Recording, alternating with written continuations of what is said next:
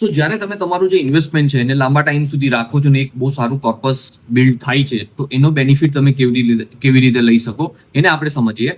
તો સમજો કે તમારી પાસે કોર્પસ તમે એસઆઈપી કરીને સારું કોર્પસ ભેગું કર્યું છે ને હવે શું કરો છો તમે એ કોર્પસને તમે રિટાયરમેન્ટ પ્લાનમાં સ્વિચ કરી શકો છો. કેવી રીતે એને આપણે સમજીએ.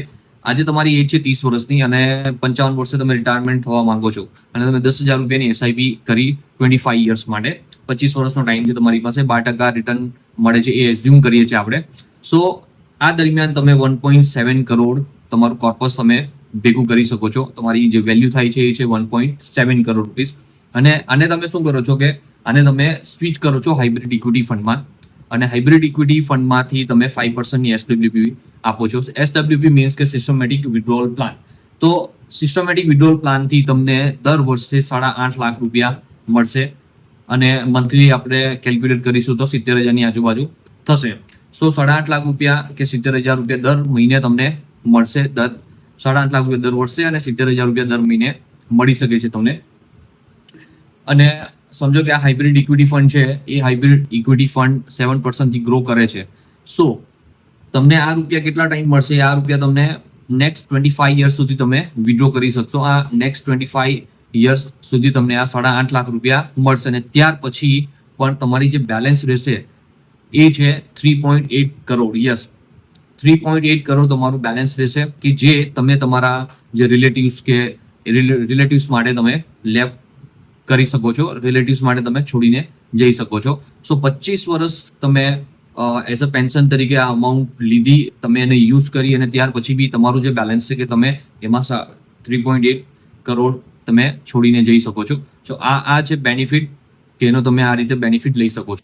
સો આપણે હવે થર્ડ પોઈન્ટ પર આવી જઈએ કે જ્યાં આપણે ફર્સ્ટ પોઈન્ટમાં સમજ્યા કે કેમ તમારે તમારું જે ઇન્વેસ્ટમેન્ટ છે એ ઇન્વેસ્ટમેન્ટને બ્રેક નહીં કરવું જોઈએ અને કમ્પાઉન્ડિંગનો બેનિફિટ તમને લાંબા ગાળામાં તમારા ઇન્વેસ્ટમેન્ટ ઉપર કેવી રીતે મળે છે, કેવી રીતે એની ઇફેક્ટ આવે છે એ આપણે સમજ્યા, જોયું. તો હવે જે આપણો ત્રીજો પોઈન્ટ છે એને આપણે સમજી લઈએ.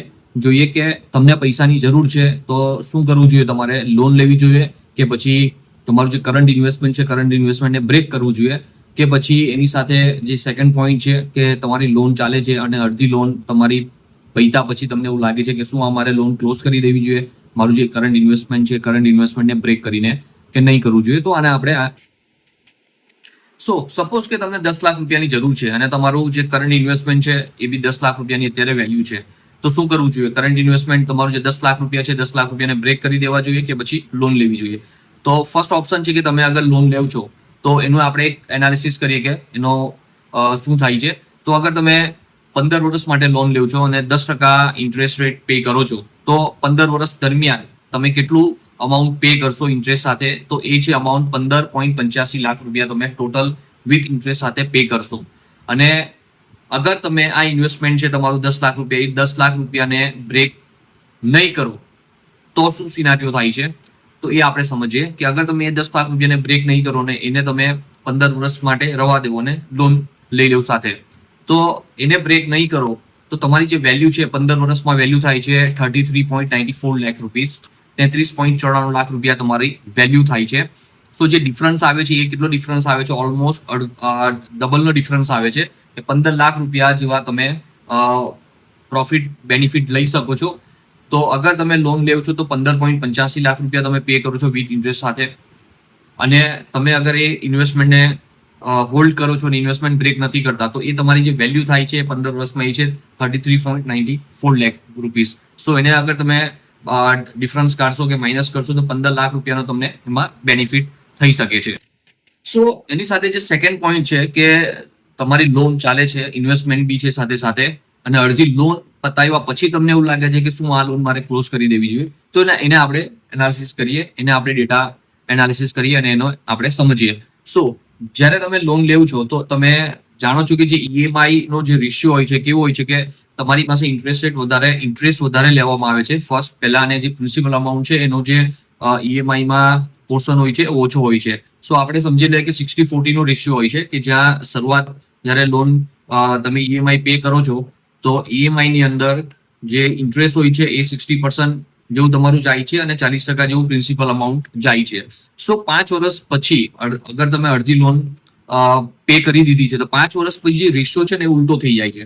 મતલબ કે 40% તમારું ત્યાર પછી ઇન્ટરેસ્ટ આવે છે, જાય છે, અને 60% તમારું પ્રિન્સિપલ અમાઉન્ટ નો જે પાર્ટ છે એ તમારો અંદરથી જાય છે.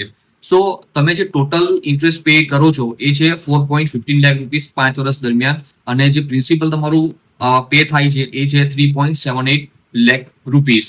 સો જો બેલેન્સ અમાઉન્ટ જ્યારે તમારું રહી છે 5 વર્ષ તમારી અગર લોન પતી જાય તો તમારું જે બેલેન્સ અમાઉન્ટ કેટલું રહી છે એ છે 6,21,972. તો 6 લાખ જેવું તમારું બેલેન્સ રહી છે. સો હવે અગર તમે લોન ક્લોઝ કરી દો અહીંયાથી તો શું થાય? સો પહેલા એ આપણે સમજી લઈએ કે અગર તમે આ 6,21,000 છે લોન ક્લોઝ નથી કરતા અને આને કન્ટિન્યુ પે કરો છો, બરાબર, અને એ 6,21,000 રૂપિયા સમજો કે તમે ઇન્વેસ્ટમેન્ટ કરી દો કશે, તો એ તમારી વેલ્યુ કેટલી થાય? તો 6,21,000 ને અગર તમે 6,21,000 રૂપિયા છે અગર તમે તમારું જે કરંટ ઇન્વેસ્ટમેન્ટમાંથી બ્રેક કરીને એને લોન પે કરી દો છો, પણ અગર તમે એને નથી કરતા, બરાબર છે, તો એ 6,21,000 ના આવતા 5 વર્ષના જે વેલ્યુ થાય છે એ છે 11,30,000 રૂપિયા.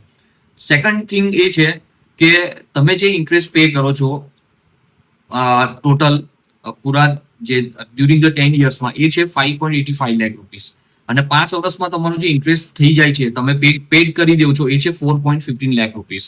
મીન્સ કે તમે 5 વર્ષની અંદર 71.94 મતલબ 72%, 72% જેવું ઇન્ટરેસ્ટ તમે પે કરી જ દો છો. સો ત્યાર પછી જે લેફ્ટ રહી છે, બરાબર છે, એ જે અમાઉન્ટ છે એ પર્સન્ટેજ ઇન્ટરેસ્ટનો એ બહુ ઓછો છે કે જે અરાઉન્ડ 28% જેવો છે, કે 28% જેટલું જ ઇન્ટરેસ્ટ પછી બાકી રહી છે.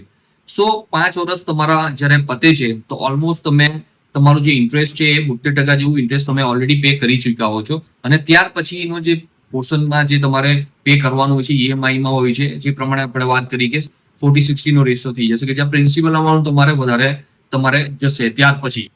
સો ડેટા ઉપરથી તમે સમજી શકો છો કે તમારે એ લોન ક્લોઝ કરવી જોઈએ કે નહીં કરવી જોઈએ, કે તમારું જે ઇન્વેસ્ટમેન્ટ છે ઇન્વેસ્ટમેન્ટને તમારે હોલ્ડ કરવું જોઈએ.